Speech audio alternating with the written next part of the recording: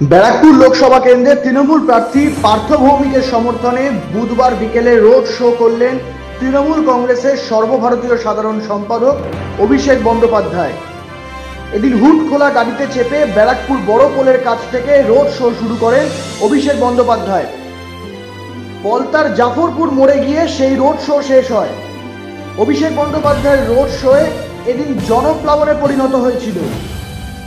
রাস্তার ধারে দাঁড়িয়ে থাকা মানুষজনকে হাত নেড়ে অভিনন্দন জানানোর পাশাপাশি দলীয় প্রার্থীকে জেতানোর আহ্বান করলেন যুবরাজ অভিষেক বন্দ্যোপাধ্যায়।